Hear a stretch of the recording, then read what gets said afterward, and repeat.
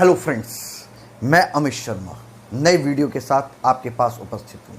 हमने पिछले वीडियो में किया था क्वेश्चन के आवेशित चालकों के संयोजन से आवेशों का पुनः वितरण में हमने उभयनिष्ठ विभव निकाला था और पुनः वितरण के पश्चात आवेश कितना होता है उसका भी व्यंजक ज्ञात कर लिया था। और साथ में एक बात और की थी कि जो विभव में परिवर्तन होता है जोड़ने के बाद और पहले से की तुलना में, वो विभव में अंतर का अनुपात निकाला था जो धारिताओं के व्युत्क्रमानुपाती प्राप्त होता है। आज हम करने जा रहे हैं कि ऊर्जा हानि कैसे होती है। ऊर्जा हानि का मतलब समझिएगा आप कि हमने ये पहला चालक लिया ए चालक और ये लिया हमने बी चालक, सही है नहीं। ए चालक पर जो हमने आवेश दिया था वो आवेश था Q1 और बी चालक को जो हमने आवेश दिया था उसका मान था हमारा Q2, सही है नहीं। अब यहां पर हमारे पास जो मान आएगा, इसकी त्रिज्या R1 थी, इसकी त्रिज्या R2 थी, धारिता C1, इसकी C2, इसका विभव V1, इसका विभव V2। तो यहां पर अगर इसकी ऊर्जा देखी जाए U बराबर 1/2 CV², मतलब ये क्या हो जाएगी C1 V1 स्क्वायर, ये ऊर्जा U1 की हो जाएगी। ये यहां पर आ जाएगी U2 बराबर 1/2 C2 V2 स्क्वायर, सही है नहीं। अब हम क्या करते हैं, इनको नगण्य धारिता के चालक से जोड़ देते हैं। यही है, ये ए चालक है, ये वाला आपका बी चालक है, चालक यही है। अब हमने क्या किया, इन्हें जोड़ दिया नगण्य धारिता के चालक से। इसकी त्रिज्या R1 थी, इसकी त्रिज्या R2 थी, धारिता C1, इसकी धारिता C2। हमने पता किया था कि पुनः वितरण के पश्चात इस पर आवेश Q1 डैश हो जाता है और इस पर आवेश पहले की तुलना में बदल जाता है, मतलब Q2 डैश हो जाता है और इन दोनों का विभव V हो जाता है। अब जैसे हमने यहां पर इसके लिए U1 निकाला और इसके लिए U2 निकाला था, पर इसके लिए अलग अलग नहीं निकाल सकते क्योंकि ये जुड़ चुका है। तो इसकी ऊर्जा हो जाएगी 1/2 CV², उभयनिष्ठ विभव। यहां पर ये जो C है ये टोटल धारिता है दोनों की संयुक्त, C1 + C2 हो जाएगी और इसका उभयनिष्ठ विभव V हमने काउंट किया था C1 V1 + C2 V2 upon C1 + C2। ये हमें इसका उभयनिष्ठ विभव मिल जाएगा।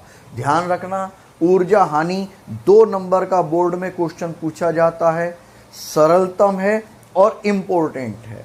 2-3 साल के अंतराल के बाद ये आता रहता है, इसलिए इसे बहुत अच्छी तरह से समझना है।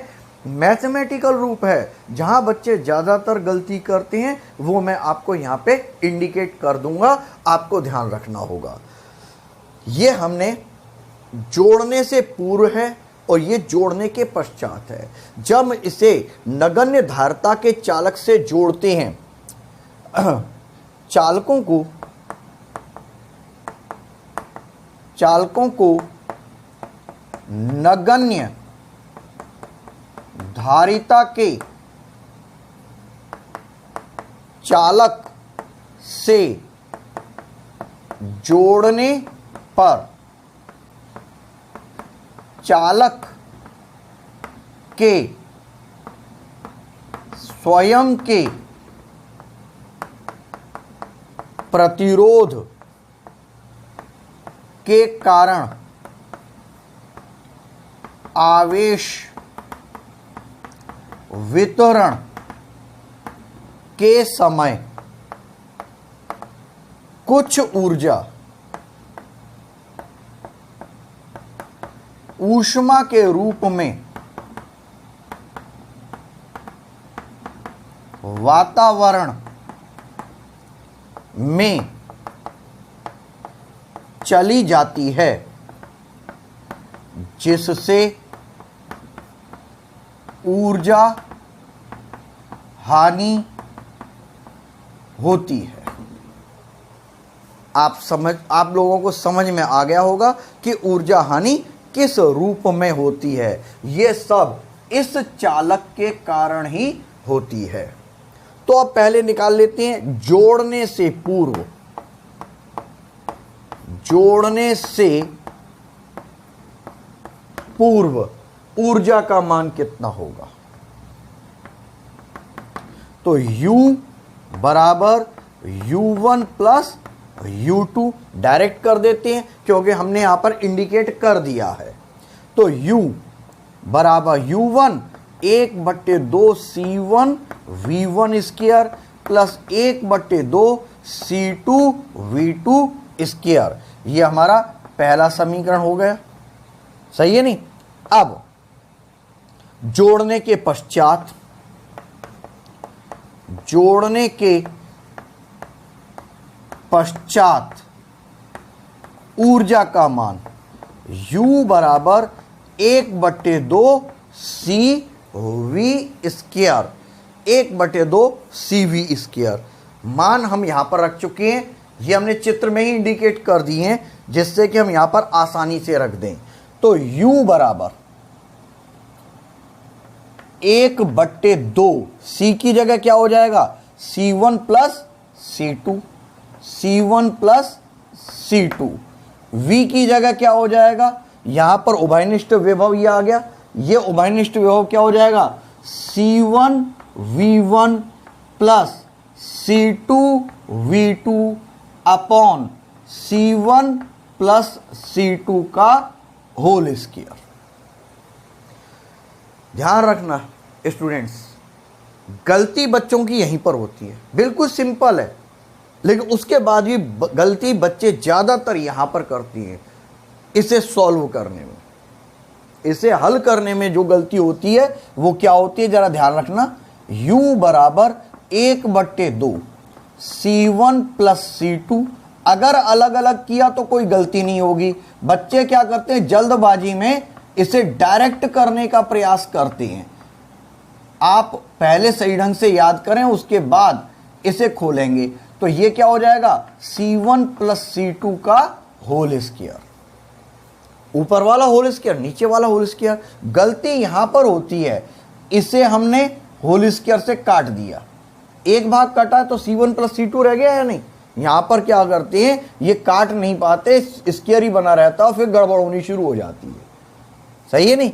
तो U बराबर, ये U है स्थितिज ऊर्जा, 1/2 क्या हो गया यहां पर C1 प्लस C2 का C1 V1 plus C2 V2 का whole square upon C1 plus C2। ये आपका दूसरा मिल गया। हमने इसे U डैश कर लिया जिससे कि हमें स्थितिज ऊर्जा का, ये ऊर्जा का मान अलग मिले। सॉरी, ये ऊर्जा है, ऊर्जा हानि। ये जोड़ने से पूर्व ऊर्जा इक्वेशन नंबर 1, ये जोड़ने के पश्चात इक्वेशन नंबर 2। तो ऊर्जा हानि क्या होती है, ऊर्जा हानि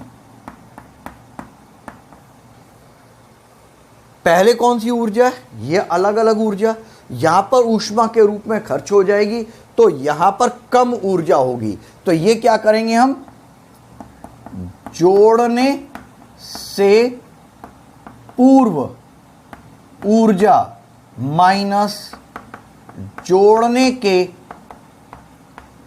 पश्चात ऊर्जा, डेल्टा U बराबर U माइनस U डैश। ये आपका ऊर्जा हानि का सूत्र प्राप्त हो जाएगा, मतलब हमें ऊर्जा हानि यहां से इस रूप में देखनी होगी। क्लियर। अब हम आगे बढ़ते हैं, इनका मान रखते हैं। तो u का मान कितना आ गया, डेल्टा u बराबर, u का मान है 1/2 C1V1 square plus 1/2 C2V2 square, 1/2 C1V1 square plus 1/2 C2V2 square minus delta u का मान, u डैश का मान, ये u डैश, तो 1/2 C1V1 प्लस C2V2 का whole square upon C1 plus C2। अब यहां पर मैं आ जाता हूं डेल्टा U बराबर, ध्यान रखना मैं क्या कर रहा हूं, यहां पर 1/2 तो कॉमन ले रहा हूं, सही है नहीं, और अब लेने जा रहा हूं LCM। ध्यान से देखना, C1 प्लस C2 LCM लिया, तो यहां पर क्या हो गया, C1V1 स्क्वायर बट्टे 1 इधर है और बट्टे 1 इधर है, प्लस C2V2 स्क्वायर, इसका गुणा इनसे हो जाएगा C1 प्लस C2 माइनस, देखो भाग देंगे तो ये कट जाएगा और ऊपर बच जाएगा ये, तो यहां पर आ गया C1V1 प्लस C2V2 का होल स्क्वायर। देखें जरा सही आ रहा है या नहीं, बिल्कुल सही आ रहा है यहां पे। तो यहां पर ये आपका मान प्राप्त हुआ। अब डेल्टा U बराबर क्या करें, 1/2 LCM है, तो C1 प्लस C2 यहां से हमने निकाल लिया बाहर, अंदर क्या बच गया।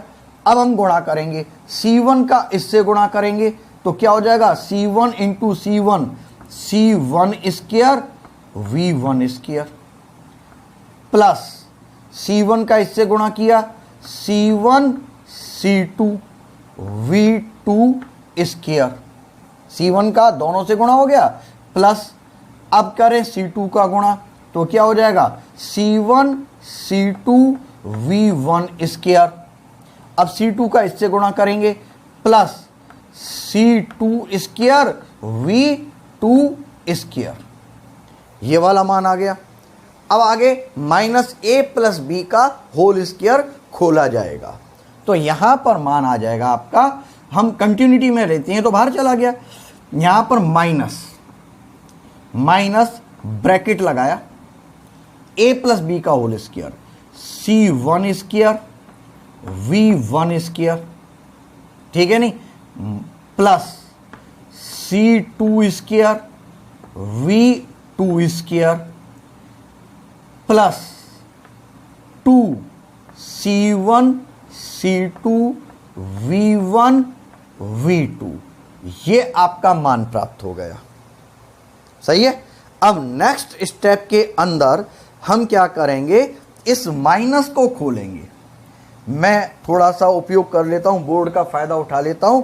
अगला स्टेप, यहां पर जगह कम है थोड़ी सी, सिस्टम में आ जाएंगे, या चलो कोई बात नहीं, आपके हिसाब से चलते हैं। डेल्टा U बराबर 1/2 C1 प्लस C2, ब्रैकेट खोलते हैं, C1 स्क्वायर V1 स्क्वायर। यहां पर आपको जल्दबाजी नहीं करनी है, अगर आपने जल्दबाजी की तो जबरदस्ती की गलती हो जाएगी जो आप कभी नहीं कर सकते, और वो गलतियां यहां पे होती हैं। C1 C2 V1 square plus C2 square V2 square minus निशान खोल देंगे, C1 स्क्वायर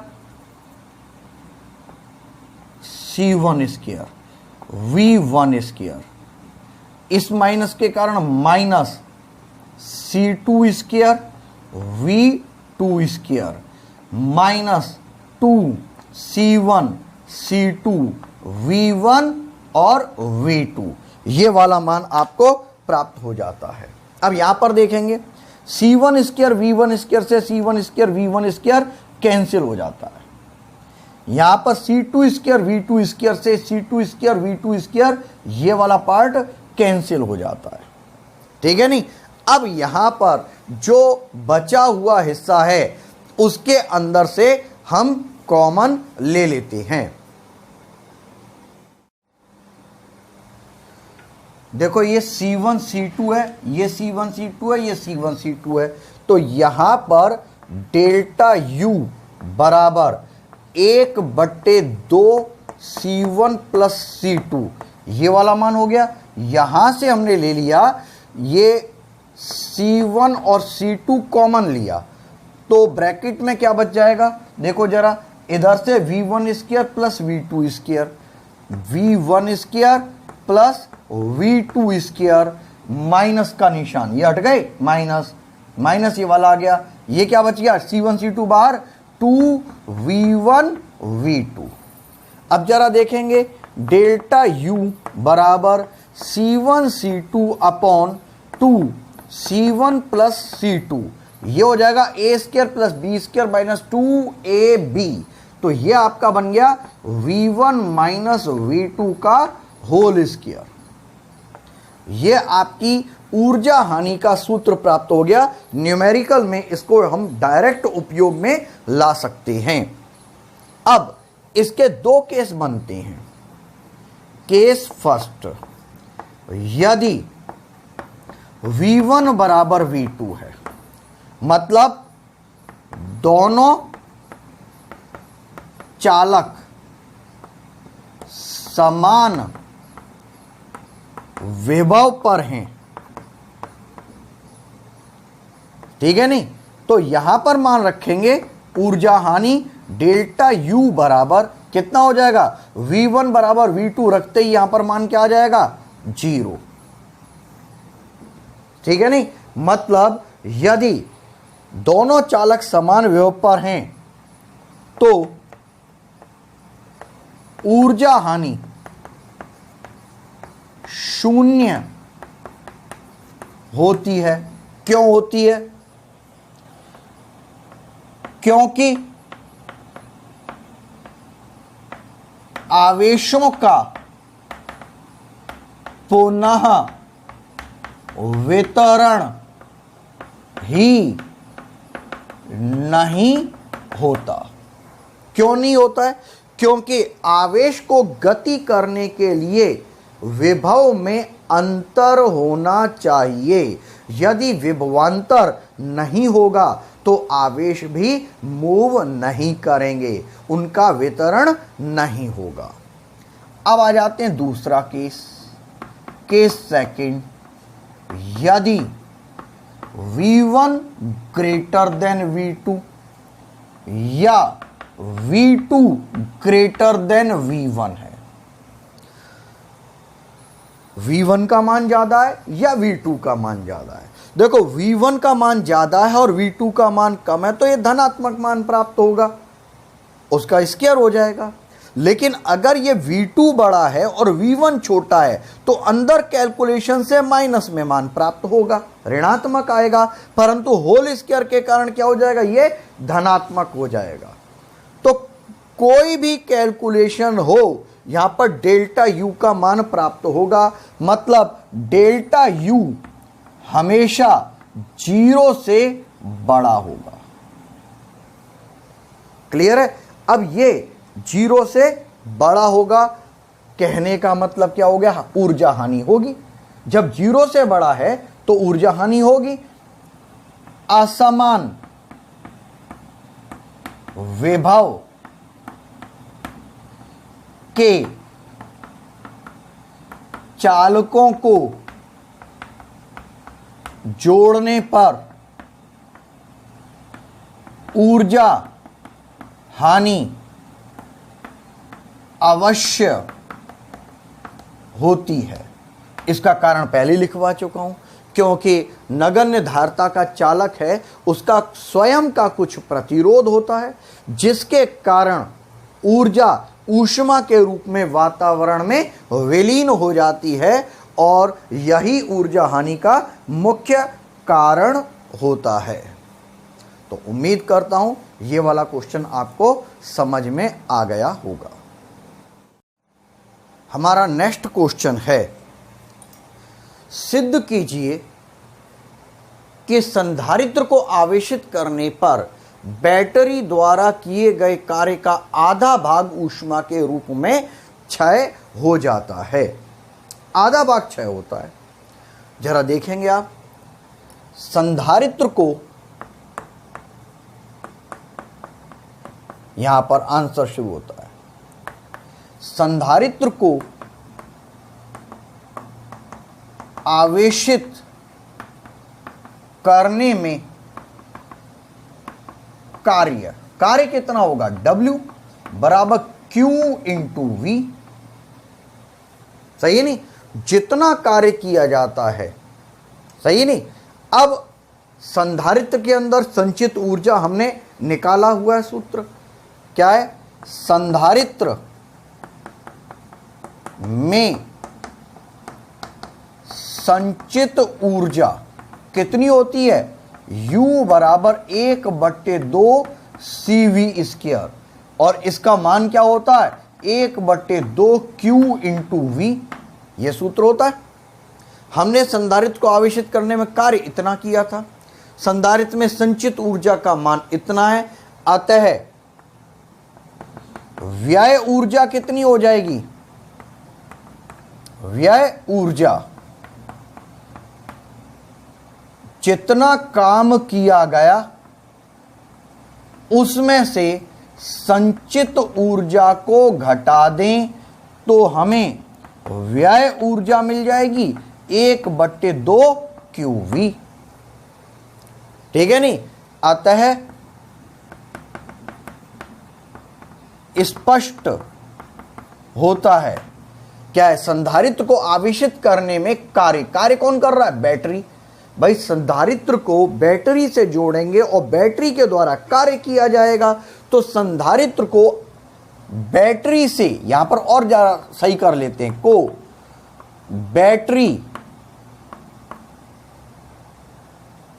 से आवेशित करने में, यहां पर और ज्यादा क्लियर हो जाएगा, बैटरी द्वारा कार्य।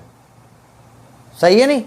और संधारित्र में संचित ऊर्जा, जो काम किया गया संचित ऊर्जा को घटा दिया, तो टोटल व्यय ऊर्जा हमें 1/2 QV मिल गई। अतः स्पष्ट होता है कि बैटरी द्वारा किया गया कार्य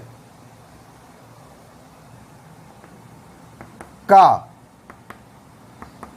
आधा भाग ऊष्मा के रूप में व्यय हो जाता है। यह बात आपको क्लियर हो गई होगी।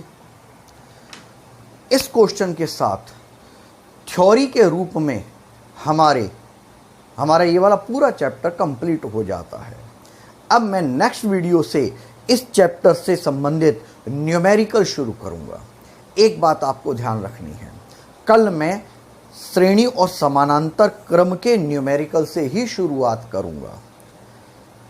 बच्चे क्या करते हैं कि संधारित्रों का श्रेणी क्रम संयोजन और समानांतर क्रम संयोजन बहुत सरल है ही सरल, और सरल मानते हुए क्या होता है, हल्का सा रीड कर लेते हैं, हो जाएगा आराम से, क्या दिक्कत है।